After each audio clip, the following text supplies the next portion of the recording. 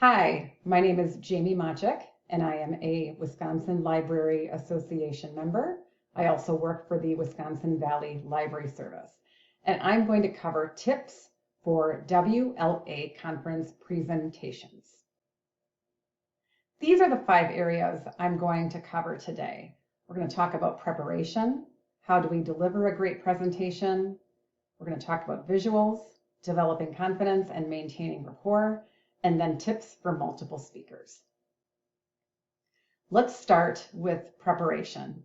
This might be the most important part of your presentation besides the presentation itself. It will definitely be the most time-consuming. And the key to giving a great presentation is how you prepare. Your role as a presenter is to make things as easy as possible for your audience in terms of how the presentation flows and your content. You don't want to make the material hard to understand, and your audience should feel comfortable in your presence. We also don't want to make our audience work too hard. So the key is keeping things as simple as possible. And remember, you are steering the boat. There will be more people in the audience, but you are steering the boat and you are running the show, whatever expression you want to use. So whatever happens in that presentation is on you. Let's talk about some presentation patterns and how we might organize our content. Chronological is a very popular way to organize a presentation. This could be a presentation that covers historical things, a timeline, or a process and procedure. Sequential is another way. This is similar to chronological, and think of it more as a step-by-step. Spatial could be great to use if you are describing a library or organization space. And finally, topical is when main points are developed according to different aspects, and the order in which you present them really doesn't matter. I would say topical is used the most often. When we think about organizing our presentation, we've probably seen these 3 words when we were in grammar school or in high school and used this method for organizing a speech or writing a paper. We have our introduction, our body, and our conclusion. Those are our 3 pillars to our presentation. Let's start now with the introduction. Many times I see presentations that are started something like this. Hi, my name is, my presentation is called this is where I work and what I do, these are some of my hobbies, this is where I live, I'm excited to be here today, and I have expertise on this topic because. This isn't a bad way to start a presentation, but it isn't the most interesting. And I want to tell you that you have about 7 seconds to get the attention of your audience. 7 seconds, that's it.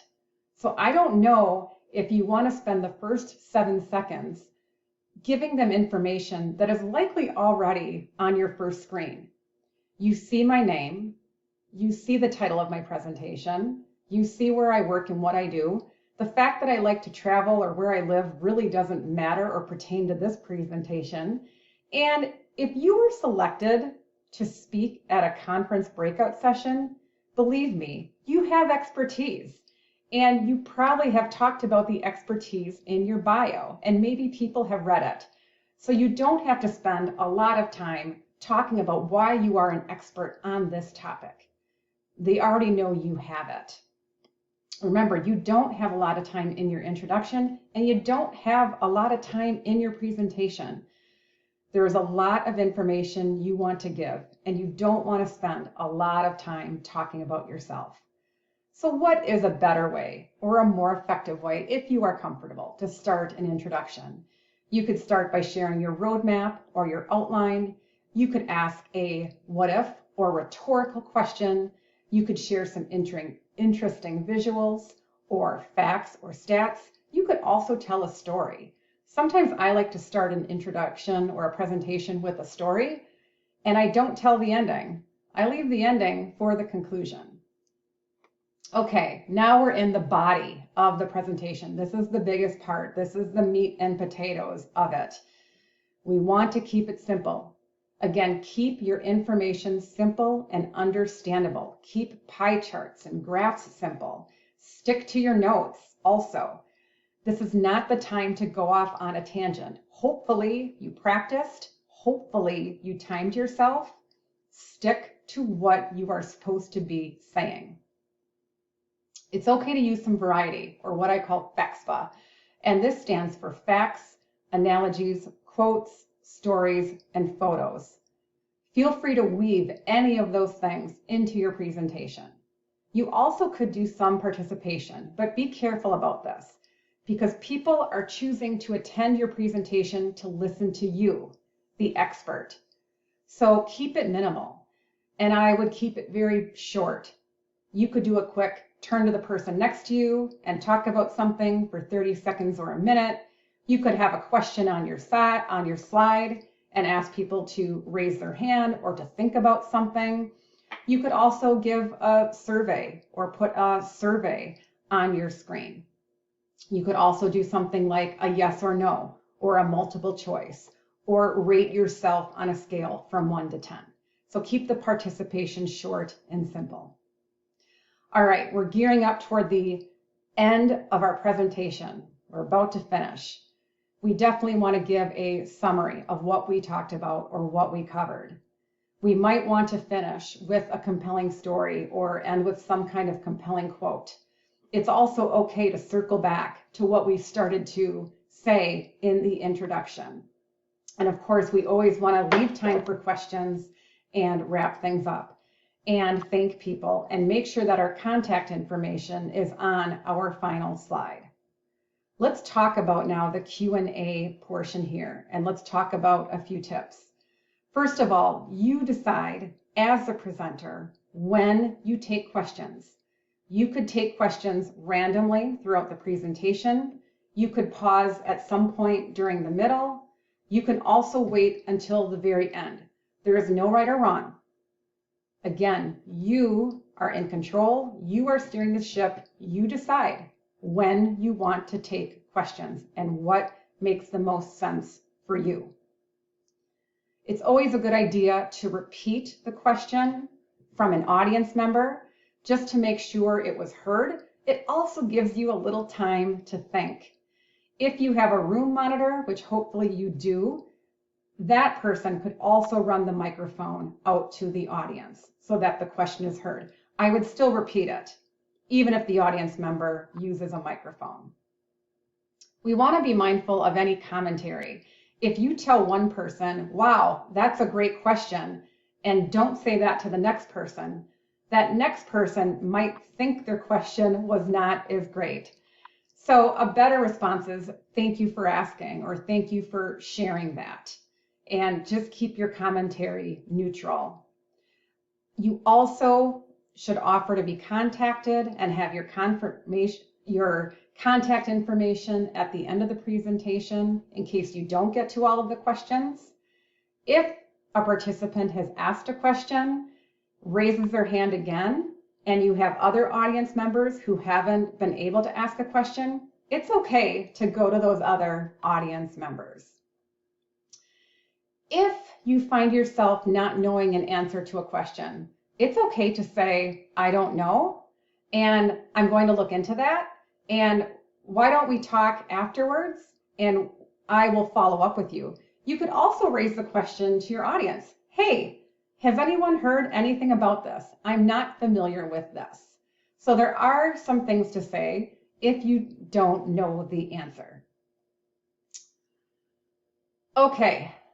Let's move into now the delivery of our presentation. And this is the way we give a presentation. And it's kind of like a performance. I think your delivery is more important than your visuals or your PowerPoint because there really can't be a presentation without you. You are the most important.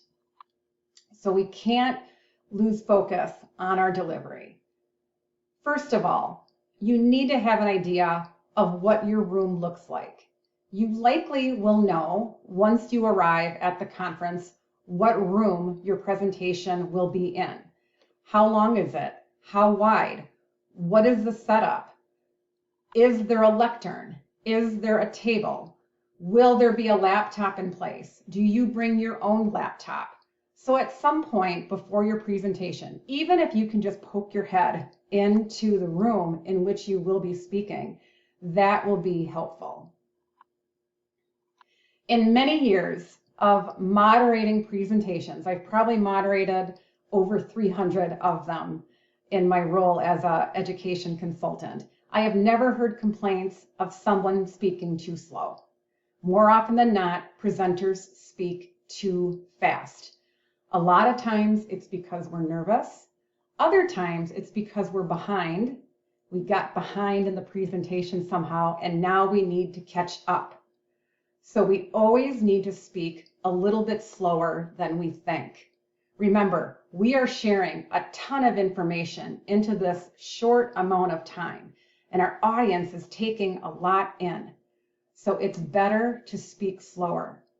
We think it's awkward, but it's not. We also need to be okay with pausing. Pausing is good, and it is also one of those things that might feel awkward when we do it, and it's okay. So when you practice your presentation, be okay with the pausing. Pausing can also help us with our filler words, the ums, the uhs, the okays. We all have a filler word. What is yours? We typically use these when we aren't comfortable with pausing or when we haven't practiced and prepared. And the only way to get better at this is to be aware of it and practice. I have also found when I speak slower and I do more pausing, I am less likely to use filler words. There are times when we want to speak slow, and there are times where we could speak up a little bit higher. There are times when we might want to speak a little faster. There are times when we might want to emphasize certain words. And there are times we might want to lower our pitch. And there could be times where we want to speak a little bit higher. So don't be afraid of using some variety in your pitch. Be mindful of using inclusive language. So you want to use plain language in your speaking, and rather than expressions or jargon, every acronym should be spelled out or explained. We want to refer to people as they instead of he or she. We also want to ensure designs or images on our screen reflect a diverse group of people, and be mindful of terms when it comes to race, ethnicity, and culture. When we are addressing our audience, it's common to hear ladies and gentlemen, and maybe something like y'all or hello everybody would be more inclusive. I think it's always important to have water handy. Most presentation rooms will have it. However, I like to bring water at room temperature, and I don't like ice. For one thing, cold water is not great for our voices. For those of you who sing in a choir, I'm sure you know you are not going to drink a lot of cold beverages before you sing or perform. Also, ice can get clanky and make noise. I find a lot of times when I'm drinking out of a glass with ice, the ice will come out and hit me in the face, and I don't want that. So I like room temperature water, no ice. People will be judging you on your appearance, so you want to look appropriate for your presentation, and that could mean different things to everybody. For some of you, it might mean more business casual. For others of you, it might mean wearing jeans and a t-shirt. I would be mindful of things like jewelry and anything that makes a lot of noise or clanky sounds. You want people paying attention to you as a presenter and not distracted by what you're wearing or the sounds that your jewelry is making. We always want to hold a microphone and use the microphone. Hold the microphone in the middle and keep it about 1 to 3 inches away. If a microphone is not provided in your room, one thing you could do is provide paper or index cards on tables or at the end of the rows, and that is how audience members could ask questions, and those could be collected at the end of the presentation. Body language is also important in our delivery. Over 90% of our communication is with body language before we even speak. So we always want to make sure we are facing the audience. We want to use good posture. If we use a good posture, it shows confidence. We want to try to make eye contact with people. What I like to do is find a few friendly faces in the room, or maybe some of my friends in the profession are attending the presentation, and look at those friendly faces. It's okay to keep looking at those friendly faces because it still looks like you're scanning the room. Gestures can be really effective and show passion for what you're talking about. You can do things like high and low and of importance. You can list things, 1, 2, 3, 4. You can do this or that. You can show separation. So gestures can provide a lot of animation to your presentation. We also want to be mindful of space and contact. So if there is someone in your presentation, an audience member with an assistive device or a service animal, make sure that we are mindful of that space. We want to avoid grabbing or moving mobility aids without first checking with the person. Okay, the next section we're going to talk about is visuals. And visuals in a presentation are important. Neuroscientists have discovered that an idea expressed in visual form is processed 60,000 times faster than the same information either printed or spoken. But remember, presentation aids should supplement you. They're not replacing you. You still want people paying attention to you and what you are saying. The visuals are a supplementation. If you find the text on this screen difficult to read, there's a reason for that. First of all, the color scheme is not good. The text is too small and hard to read. And we talked about at the beginning, not making your audience work too hard. And the same thing goes for visuals. You want to make things as simple as possible. You don't have to create a crazy presentation with tons of animation. Do what feels comfortable to you and keep it simple. Here are a few presentation tools that you can use. I have tried many of these, and I still find myself going back to PowerPoint and Google Slides. I will say, if you do a presentation in Google and then download it as a PowerPoint, make sure your transitions are working. Sometimes things can get a little weird. And I would check this with any kind of transformation when you do this with a tool. What are some general basic visual guidelines? This has become kind of a theme in this talk. Less is more. Your audience is processing a lot of information, and your session is just one of many that they are likely going to be attending during the conference. So don't make people work too hard. The X slides for X minutes means, in general, if you are giving around a 60-minute presentation, then you want more or less 60 slides. So I would say anywhere between 45 and 60 slides would be fine. Even something like 40. The idea is you don't want things moving so slowly that it bores your audience, but you don't want slides moving every 5 seconds where they can't keep up. So X slides for X minutes. The 6 by 6 rule generally means that you shouldn't have more than 6 bullet points per slide and then 6 words per bullet point. You can use phrases. You don't have to use complete sentences on your slide. The slides and the bullets are more as a visual, again, to supplement what you are saying. You want to use a 24-point font for readability. More often than not, you will have more information to share than you have time for, and you can't share all the things. That's the challenge of giving a great presentation. You have to decide what information is the most important. What information can fit in that hour or whatever time limit you are given. I'm a big advocate of using slides with more photos and less text.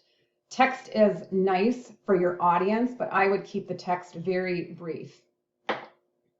And always have a backup. You should have a backup of your slides, of your notes, of a video if it wouldn't work. I always go to my worst case scenario and think, okay, if I'm about to give this presentation and the power goes out, can I still give an okay presentation just with me? And the answer should be yes. So also always have backups for everything. For colors on our slides, there are so many different themes out there. We want to keep, again, the colors consistent throughout. Typically darker on light and lighter on dark works the best. And I typically avoid any text or slide colors with blue, red, purple, or green. Anytime we can use real library photos, it's always the best. Those photos tell a story. If we can't use photos, real photos, stock images have come a long way. And here are 5 tools on your screen that I have gone to. If I am looking for free photos, I like to use Pixabay and Unsplash. We want to stick to simple fonts. Here are 6 listed on your screen. The first 3 are sans serif without the stroke, and then the serif fonts are listed next with the stroke. You can also mix and match a serif and a sans serif font, but generally you can't go wrong with any of these. I also like to vary up my slides. So you will notice the slides in this presentation all have the same theme, but they might be a little different. Some slides I have a picture and a title. Some slides I have more bullet points. And I like to use a variety. The slide on your screen right now, on your left, has the title and the picture, whereas the slide on your right has the picture, the title, and 6 bullet points. I like to use the slide version on my left because it gives me, as a presenter, some flexibility. Let's say I'm running short on time or get behind. If I'm using all slides, like the ones on my right, that means I have to quickly cover all 6 of those bullet points. However, if I have some slides that look like the one on the left, maybe then I only cover the first bullet point or the first 2. It gives me a little bit more flexibility. So you can vary up your slides a little bit.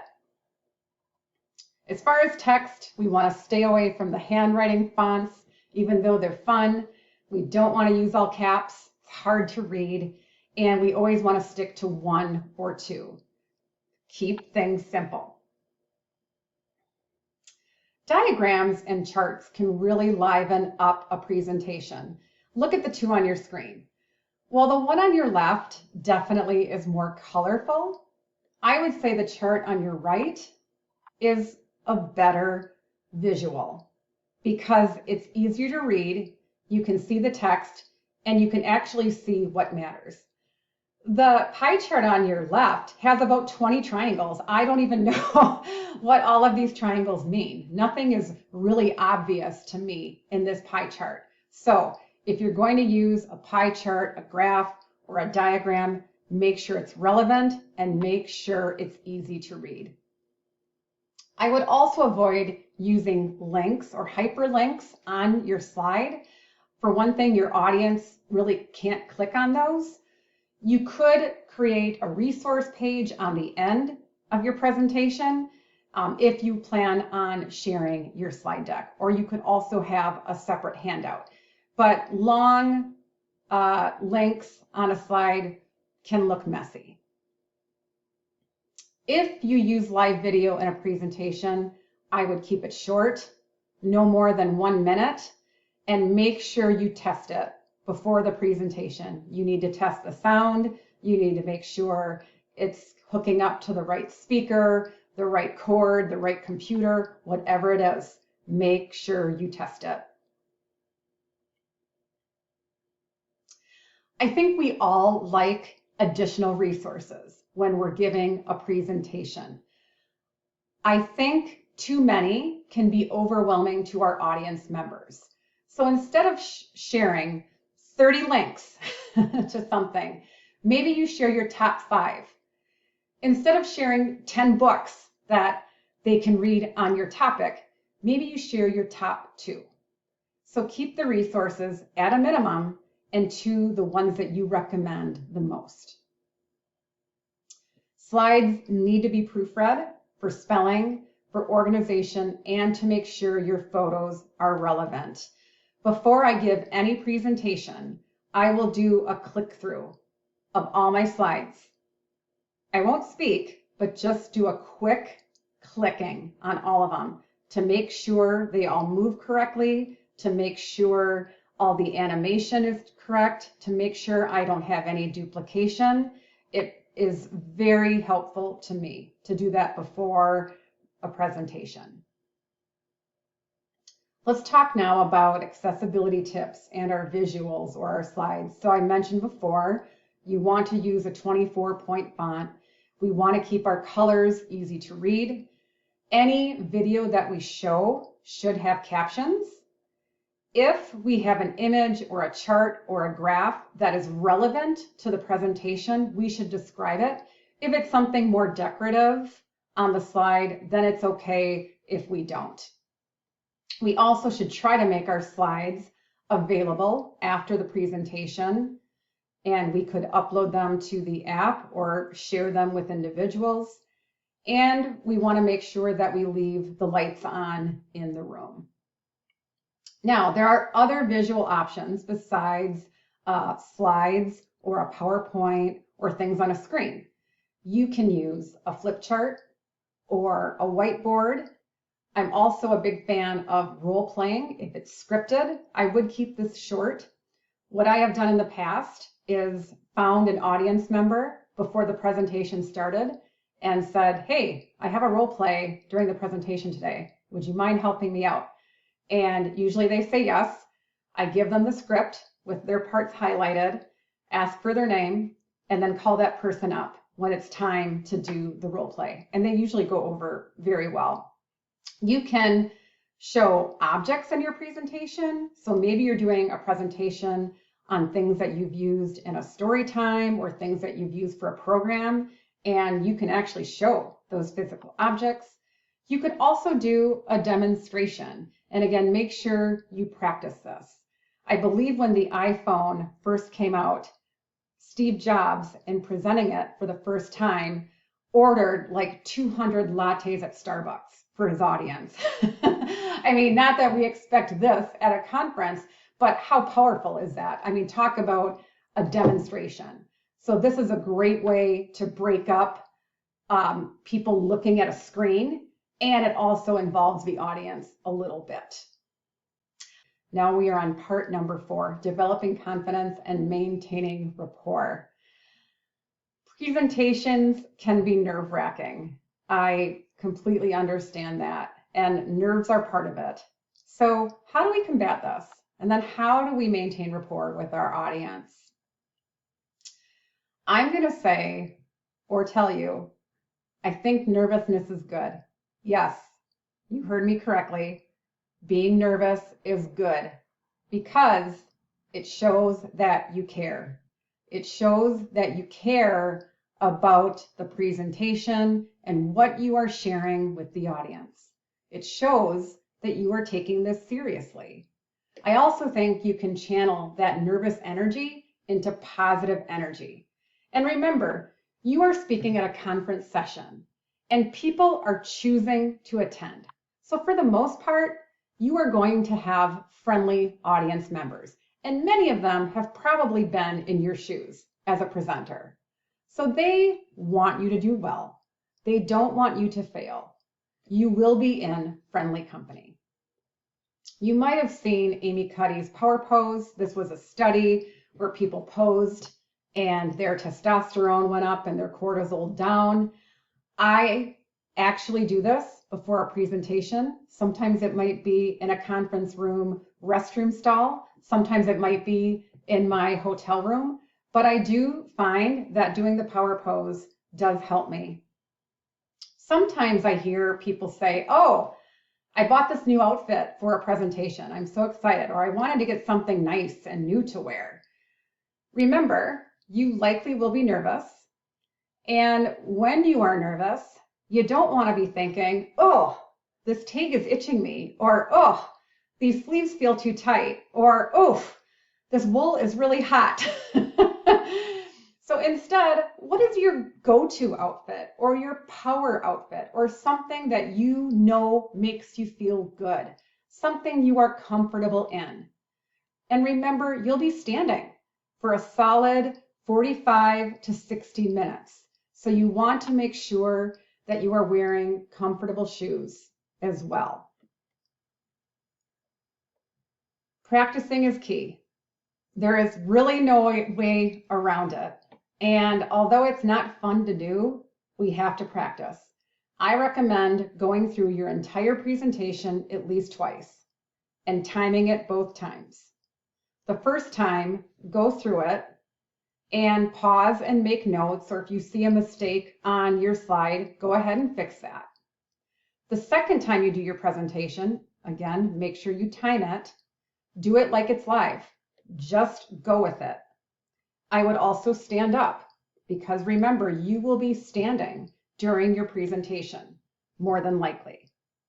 Or get in a pose that you will be using when you present. You need to be on time to your presentation or even a little bit early. Sometimes you can't get into your room until the presentations before are done. And that's why it's so important for everybody to end on time, even if they're not done. Even if you have more questions, you need to end on time. So get there on time, check things out, scan the room, and by doing that, you're going to feel more comfortable. You also don't know what the temperature of the room will be like. There are conference rooms that are sometimes more on the warm side and some are freezing. And you might get very cold sometimes, or when you are presenting, you might find yourself getting warm because you're nervous. So I recommend dressing in layers. Let's talk a little bit about building rapport with our audience. By doing this, we are creating trust with our audience, and it also helps us connect. So what can we do before we even start the presentation? So let's say it's 10 minutes before we're about to begin. We can go around and talk to people.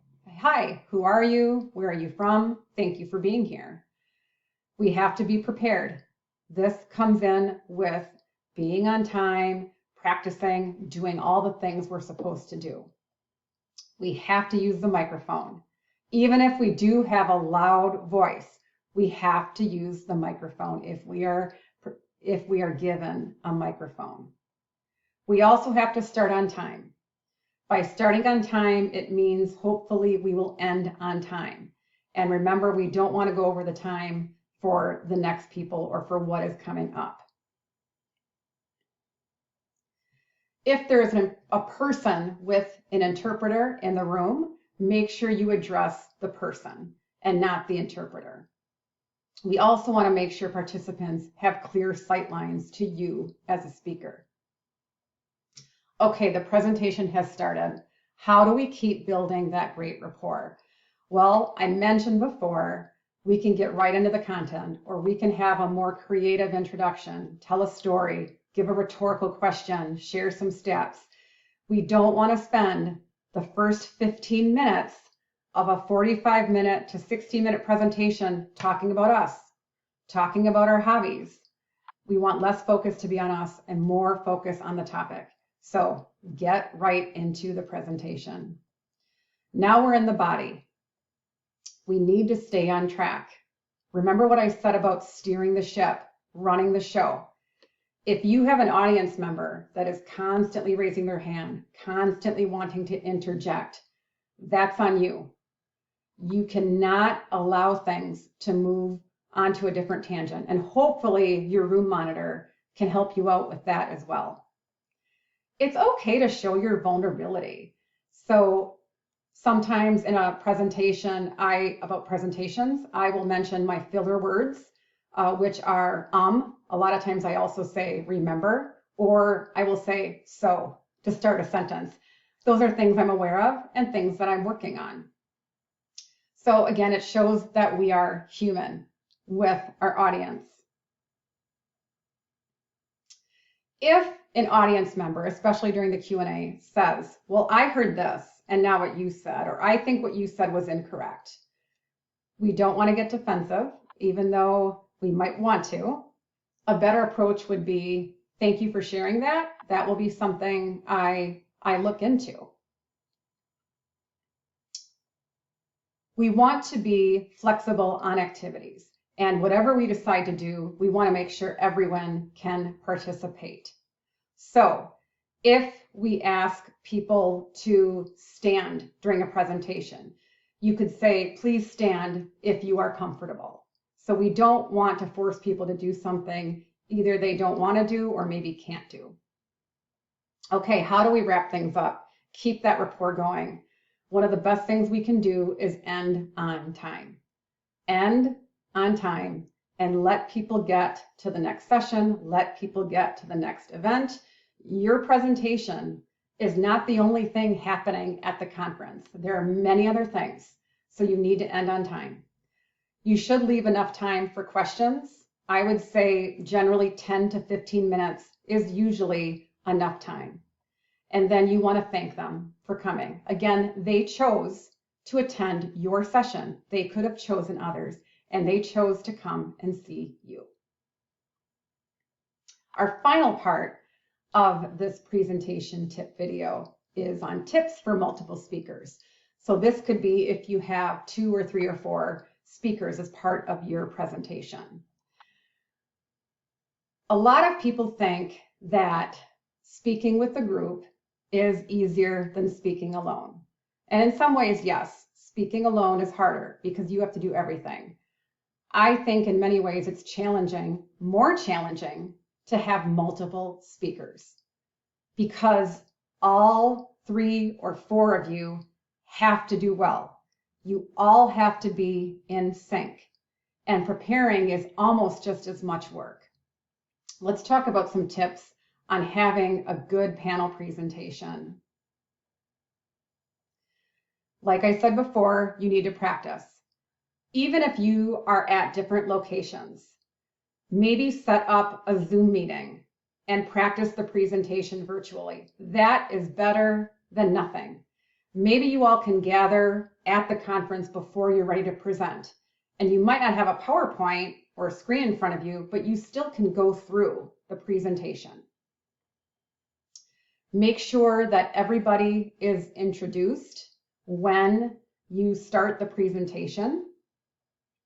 As a panelist or as part of a presentation with many speakers, you have to stick to your time. Some of us have probably been in situations where we were told we had 10 minutes and the person before us went way too long, so we had to give our presentation crammed into 3 minutes. That's not fair. It's not fair to your team members. So you have to practice and stick to your time and be prepared to do that. Also, make sure you know, what are your visuals going to look like? Are you each going to have separate presentations? I recommend collaborating on something like a Google slide where everyone can work on their own parts, and that way you have the same theme. Who is going to do the transition?